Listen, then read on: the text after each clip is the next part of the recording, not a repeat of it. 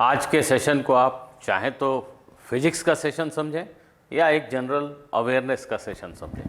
आज हम समझेंगे कि मॉडर्न डे कैमराज में एफ नंबर क्या होता है, बड़े एफ नंबर का क्या सिग्निफिकेंस है और छोटे एफ नंबर का क्या मतलब है। ये डायग्राम एक कैमरा का बहुत ही सिंप्लीफाइड क्रॉस सेक्शनल व्यू है। इस कैमरा में एक लेंस है जो ऑब्जेक्ट को फेस कर रहा होता है, जिसको आपको शूट करना है, जिसका पिक्चर आपको लेना है। इस लेंस के सामने एक शटर होता है। शटर एक मैकेनिकल डिवाइस है जिसको ओपन करके आप लाइट को अलाउ करते हो लेंस के आगे इस सेंसर के ऊपर इंसिडेंट होना। इस डायग्राम में एक डिजिटल कैमरे के over simplified cross sectional view को दिखाया गया है। इस कैमरे के फ्रंट में एक लेंस है जो लाइट गैदर करता है, उसके ठीक पीछे एक शटर है। शटर एक मैकेनिकल डिवाइस है जिसको जब आप ओपन करते हो तो लाइट लेंस के थ्रू होती हुई सेंसर के ऊपर इंसिडेंट होती है। नॉर्मली डिजिटल कैमराज में दो तरह के सेंसर्स पाए जाते हैं, चार्ज कपल डिवाइस या complementary metal oxide semiconductor. Shutter open होने से लाइट लेंस के थ्रू होती हुई इस सेंसर के ऊपर इंसिडेंट होती है। पुराने कैमरा में यहाँ पर एक फोटोग्राफिक फिल्म हुआ करती थी।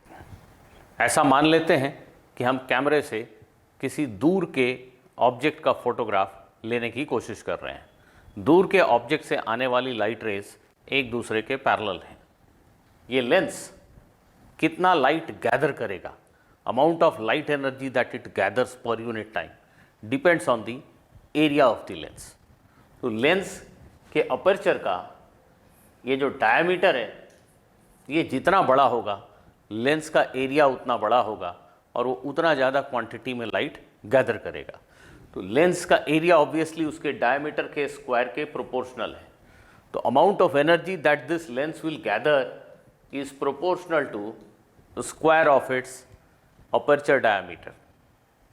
दूर के ऑब्जेक्ट की इमेज सेंसर के ऊपर बने, इसके लिए लेंस और सेंसर के बीच की दूरी उसके फोकल लेंथ, लेंस के फोकल लेंथ के इक्वल है। तो ये डिस्टेंस f जो है, इसको यूजुअली हम चेंज कर सकते हैं लेंस को मूव करके। लेंस और इस सेंसर के बीच के डिस्टेंस को बदला जा सकता है, पर अभी हम मान ले रहे हैं कि दूर के ऑब्जेक्ट को हमें इमेज करना है, इसलिए ऑब्वियसली लेंस और सेंसर के बीच की दूरी फोकल लेंथ के इक्वल है। यहाँ पे जो इमेज बनेगा उस इमेज का एरिया इस डिस्टेंस के स्क्वायर के प्रोपोर्शनल होता है। इस एग्जाम्पल में, इस केस में जो हम कंसिडर कर रहे हैं, यहाँ जो इमेज बनेगा सेंसर के ऊपर, उस इमेज का एरिया एफ के स्क्वायर के प्रोपोर्शनल होगा। तो हम इन दो चीज़ों पे ध्यान दीजिए। अमाउंट ऑफ लाइट एनर्जी जो लेंस गैदर कर पा रहा है पर यूनिट टाइम, वो डी स्क्वायर के प्रोपोर्शनल है, और यहाँ जो इमेज बना है उसका एरिया एफ स्क्वायर के प्रोपोर्शनल है।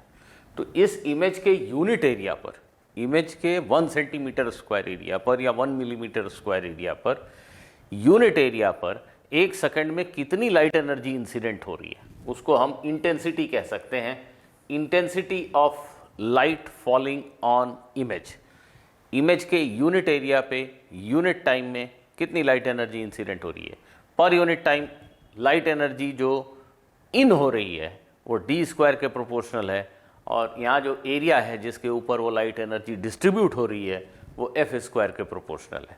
तो obviously light energy falling per unit area per unit time will be proportional to D square by F square, right. किसी भी कैमरा लेंस के केस में हम f बाई डी को f नंबर के नाम से जानते हैं।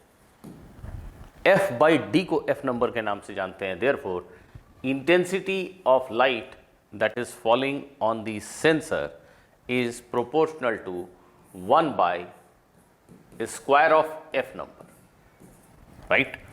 The f number conventionally is not written like this, f number. The symbol for f number is f slash. If somebody finds written over a camera f slash 1.4, it simply means f number is 1.4.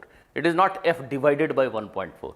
It is f number is 1.4, which means the ratio of focal length to aperture diameter, this quantity is 1.4. Therefore, larger f number represents smaller aperture diameter.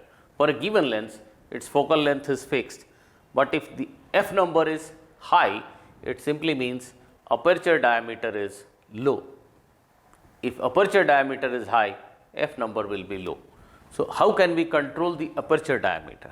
We can control the aperture diameter by putting stops. That means the whole area of lens is not allowed to gather light and transmit it to the sensor. There are stops like this, which again can be mechanically operated, and we allow light to enter through a limited portion, limited area of the lens only. So we can calculate, we can adjust the aperture diameter by putting stops, right? आपको अक्सर ऐसा लिखा हुआ camera lens के ऊपर मिल जाएगा, f number 1.4, f number 2.0, f number is 2.8, f number is 4.0, 5.6, 8.0. In diagram को ध्यान से देखिए. f नंबर बड़ा होने से जो ओपनिंग है, जो ओपनिंग है जिसके थ्रू लाइट को अंदर जाने दिया जा रहा है, उस ओपनिंग का साइज छोटा होता चला जा रहा है. ये वाइट एरिया बता रहा है कि इतने अंदर, इतने एरिया से लाइट इन हो रही है. जब आप f नंबर को बड़ा रखोगे, f नंबर को छोटा रखोगे, तो अपर्चर डायमीटर बड़ा है, ज़्यादा एरिया से लाइट इन हो रही है. और ऐसे केसेस में जो फिजिक्स के स्टूडेंट हैं समझते हैं कि कई तरह के एबिरेशंस पैदा होते हैं इमेज में. उन एबिरेशंस को कंट्रोल करने के लिए हमें जो लेंस सिस्टम बनाना पड़ता है वो काफ़ी कॉस्टली हो सकता है. ठीक है, बट जैसे जैसे f नंबर बड़ा होता जा रहा है, हम एक्चुअली छोटे क्रॉस सेक्शनल एरिया से लाइट को एंट्री दे रहे हैं और एबिरेशंस कम होते जा रहे हैं. जैसे f नंबर 16 जो है वो ये बता रहा है कि अपर्चर डायमीटर बस इतने एरिया से लाइट को इन होने दिया जा रहा है, सिर्फ इतने एरिया से लाइट चल करके सेंसर तक जा रही है. ऐसे केस में एबिरेशन ऑफ कोर्स कम होगा, पर आप सभी समझते हैं कि ऐसे केस में अमाउंट ऑफ लाइट एनर्जी जो इन होगी वो भी काफ़ी कम होगी. ऐसे केस में अमाउंट ऑफ लाइट एनर्जी जो इन होगी वो काफ़ी ज़्यादा होगी.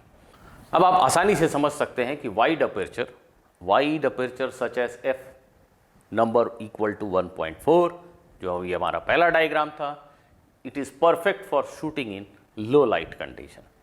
अगर आप रात के समय, शाम के समय शूटिंग कर रहे हैं, फिल्म फोटोग्राफ ले रहे हैं, तो आपको, अगर आप एडजस्ट कर सकते हैं अपर्चर को, आपको देखना चाहिए कि अपर्चर वाइड हो, दैट मीन्स f नंबर छोटा हो, वो ज़्यादा लाइट गैदर करेगा और पिक्चर की क्वालिटी फिर भी ठीक होगी. A small aperture, that means high f number indicates is indicated by higher f numbers such as 22. 22 is a very high f number. That means aperture size is very small. This limits the amount of light is striking the sensor. This setting is ideal for a sunny day. Bright sun है और आप over expose नहीं करना चाहते हैं अपने sensor को, तो आप अपने अपर्चर साइज़ को कम कर लेंगे. अपर्चर साइज़ को कम कर लेंगे, इमेज अच्छी आएगी, नेचुरल लगेगी. एक और पैरामीटर है जो काफ़ी इंपॉर्टेंट होता है कैमरे की सेटिंग में, वो है शटर स्पीड.